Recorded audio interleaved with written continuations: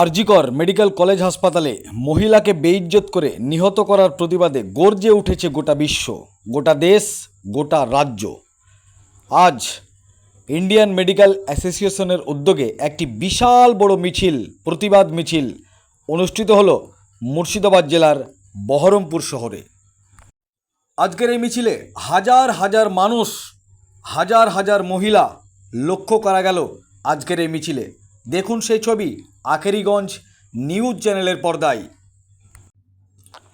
গোটা সড়ক মানুষে লোকে লোকারণ্য হয়ে গেল এবং মুর্শিদাবাদ জেলার ডিএমকে দোষীদের শাস্তির দাবিতে ডেপুটেশন দিলেন মিছিলকারীরা।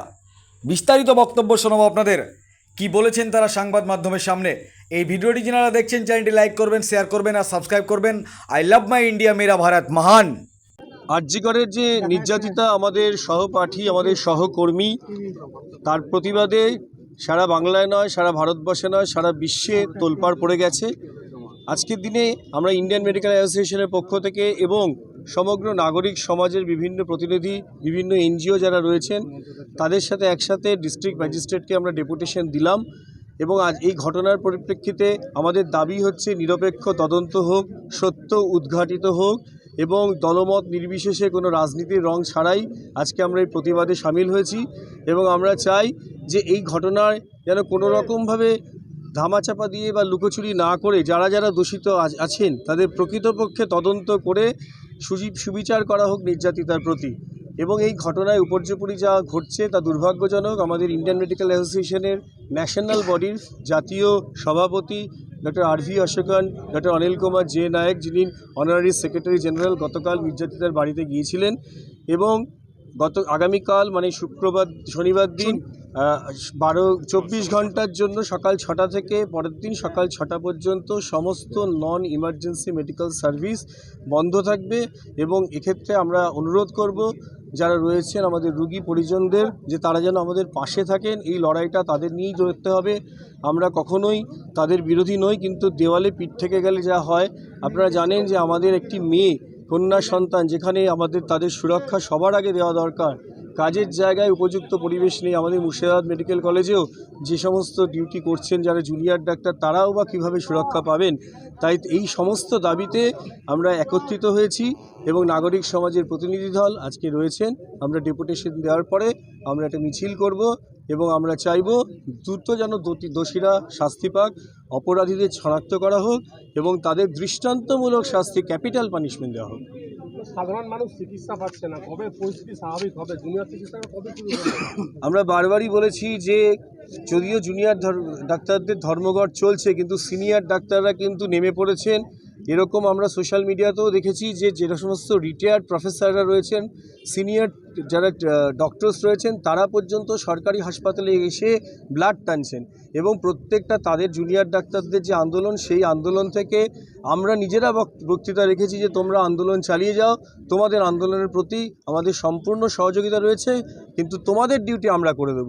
যারা 50ঊর্ধ্ব, 60ঊর্ধ্ব, 65-র কাছাকাছি বয়স, সেই সমস্ত senior professor, associate professor, assistant professor, RMO, medical officer প্রত্যেকে ইমার্জেন্সি ডিউটি করছেন, ব্লাড ব্যাঙ্কে গিয়ে ব্লাড টানছেন, ব্লাড ব্যাঙ্কে ডিউটি করছেন এবং রুগীদের পরিষেবা নিরবিচ্ছিন্ন রাখার জন্য অঙ্গীকারবদ্ধ। অবশ্যই এত বড় সিস্টেমের উপর চাপ পড়লে কিছুটা অসুবিধা হয়, আমরা জনগণের কাছে তার ক্ষমা চেয়ে নিচ্ছি। কিন্তু আমরা জানি অতি দ্রুত সুরাহা হবে, সত্য উদ্ঘাটিত হবে, ন্যায় বিচার প্রতিষ্ঠিত হবে এবং আমরা আবার পুনরায় নতুনভাবে কাজের মধ্যে ফিরে আসব, কর্মোদ্যম জারি থাকবে। অল্টারনেট যদি আপনারা করতেই পারেন, তাহলে হাসপাতাল তো ফাঁকা হয়ে যাচ্ছে, হাসপাতালের বেড ফাঁকা, রোগী পালিয়ে যাচ্ছে, মৃত্যু পর্যন্ত ঘটছে, তাহলে কবে পরিস্থিতি স্বাভাবিক হবে? হাসপাতাল ফাঁকা এটা ঠিক নয়, কারণ আজকে অর্ডারই এসছে যে আরজিকর মেডিকেল কলেজের থেকে দ্রুত যে সমস্ত রুগীরা ভর্তি আছেন তাদেরকে অন্যত্র শিফট করে নেওয়ার জন্য পরিষেবা সম্পূর্ণরূপে চালু আছে। কিন্তু অবশ্যই 100% ওয়েতে তারা আমরা দিতে পারছি না আউটপুট, কারণ আমাদের ম্যান পাওয়ার কমে যাচ্ছে।